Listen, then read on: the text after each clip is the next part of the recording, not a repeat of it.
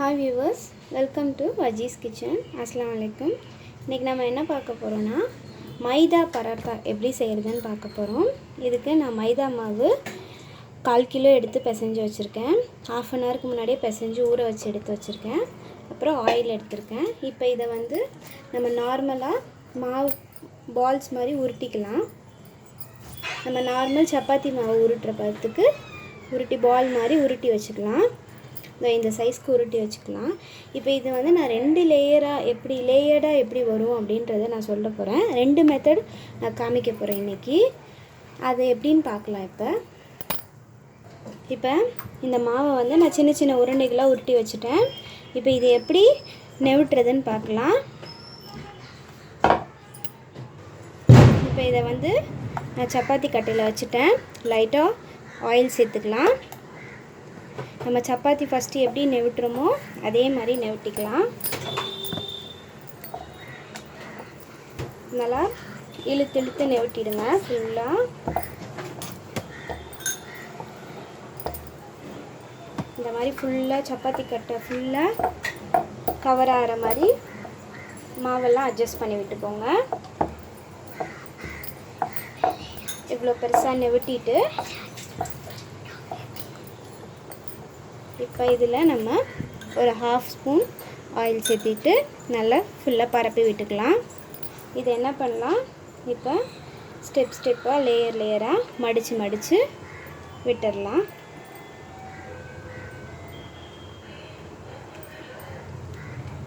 இந்த மாதிரி ஃபுல்லாக மடித்து விட்டுட்டு இப்போ இதை மாதிரி கொஞ்சம் அப்படியே லைட்டாக தட்டி இழுத்துக்கலாம். இந்த மாவை இழுத்துட்டு இந்த மாதிரி ரோல் பண்ணி வச்சிடலாம்.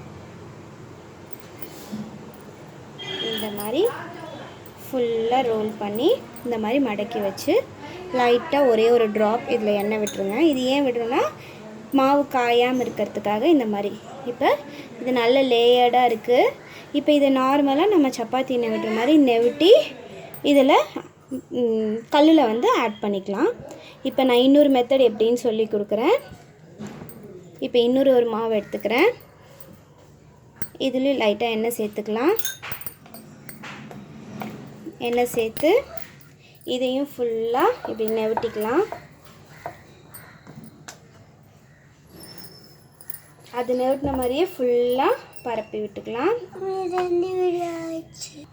இப்போ இது ஃபுல்லாக நம்ம நெவுட்டிடலாம்.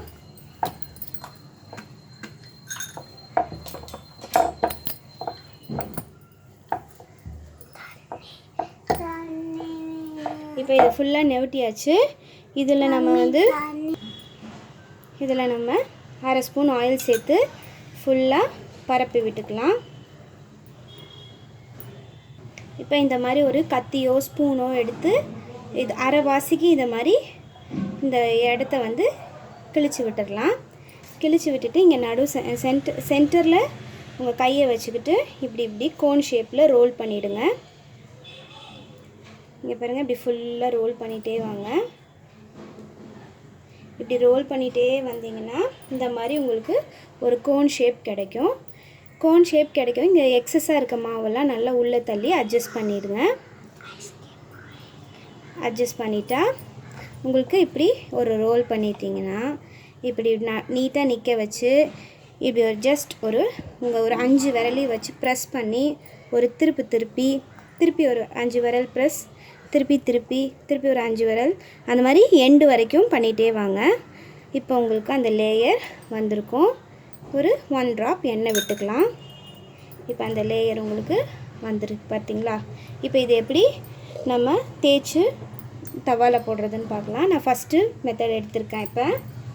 இப்போ இதை நல்லா ஃபுல்லாக நான் தேய்ச்சிட்டேன்.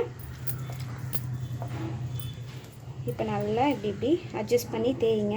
அது வந்து மாவு வந்து உருண்டு தான் வரும். நீங்கள் கொஞ்சம் அட்ஜஸ்ட் பண்ணி தேய்ச்சிங்கன்னா உங்களுக்கு கரெக்டாக வரும். உங்களுக்கு இதோட குட்டியாக வேணும்னா கூட நீங்கள் சின்ன சைஸ் மாவு எடுத்துக்கோங்க. பெருசாக வேணாம், சின்னதாக வேணும் ஹோட்டலில் மாதிரி அப்படின்னா நீங்கள் வந்து மாவோட சைஸை வந்து அந்த பால்ஸ் வந்து சின்னது பண்ணிக்கோங்க. இப்போ ஃபுல்லாக தேய்ச்சிட்டேன். இப்போ இதை வந்து நான் ஒரு தவாவில் சுட போகிறேன். இப்போ நான் அடுப்பில் பேன் வச்சுருக்கேன். பேன் நல்லா ஹீட் ஆகிடுச்சு. இதை வந்து நான் பேனில் போட்டுட்டேன். நான் தேய்ச்சி வச்சுருக்கேன் ஃபஸ்ட்டு மெத்தட் மாவை பேனில் போட்டுட்டேன். கிட்டத்தட்ட ரெண்டுமே ஒரே மாதிரி லேயர்டாக தான் வரும். பட் எது உங்களுக்கு ஈஸியோ அதை நீங்கள் ட்ரை பண்ணிக்கோங்க. இப்போ நார்மலாக நம்ம எப்படி சப்பாத்தி சுடுறோமோ அதே மாதிரி சுட்டு எடுத்துடலாம். இப்போ ஒரு சைடு வெந்துருச்சு. இப்போ ரெண்டாவது சைடு தேய்ச்சிக்கலாம்.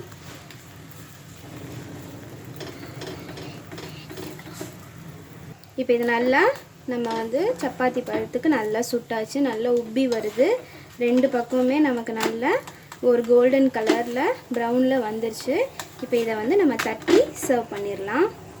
இப்போ இதை நல்லா நான் சுட்டு எடுத்துட்டேன். இப்போ இதை எப்படி தட்டுறதுன்னு பாருங்கள். லைட்டாக ஒரு தட்டு, ஒரு 3 வாட்டி தட்டினீங்கனாவே உங்களுக்கு போதும். இங்கே பாருங்கள் நல்ல ஒரு லேயர் கிடச்சிருக்கு. இப்போ நான் ரெண்டாவது மெத்தட் எடுத்து எப்படி நெவுட்டுறதுன்னு சொல்கிறேன். நார்மல் அதே மாதிரி தான். பட் நம்ம வந்து பேலன்ஸ் போடுற மெத்தட் மட்டும்தான் வேறு. கொஞ்சம் இழுத்து தேய்ச்சிக்கோங்க மாவை.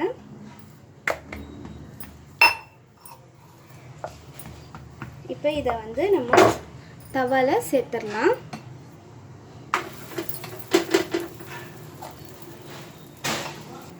இப்போ இதை தவாவில் சேர்த்தியாச்சு. இப்போ நார்மலாக இப்போ இதை நம்ம சுட்டு எடுத்துடலாம். போட்டு ஒரு நிமிஷத்துலேயே வந்து நீங்கள் இதை வந்து திருப்பி விட்டுருங்க. இப்போ இதுவும் நல்ல ஒரு கோல்டன் ப்ரௌனில் நல்லா ரோஸ்ட் ஆகிடுச்சு. இப்போ இதையும் நம்ம தட்டிடலாம். இப்போ இதையும் நல்லா இப்படி தட்டிடுங்க. இங்கே பாருங்கள், தட்டிட்டிங்கன்னா உங்களுக்கு நல்ல ஒரு லேயர்ட் பரோட்டா ரெடி ஆயிடுச்சு. இப்போ நம்ம ரெடி பண்ண லேயர்ட் பரோட்டா நல்ல ஒரு சிம்பிளான டைமிங்கில் ரெடி ஆகிடுச்சு. ரொம்ப ஈஸியானது. 2 மெத்தட் இருக்குது. இது உங்களுக்கு எது ஈஸியோ அதை நீங்கள் ட்ரை பண்ணி பாருங்கள். உங்களுக்கு இது செஞ்சு நல்லா வந்துச்சுன்னா கண்டிப்பாக கமெண்ட் பண்ணுங்கள். உங்கள் ஃப்ரெண்ட்ஸ்க்கெலாம் ஷேர் பண்ணுங்கள். மறக்காமல் வஜ்ஜீஸ் கிச்சனை சப்ஸ்கிரைப் பண்ணுங்கள். தேங்க்யூ. பாய்.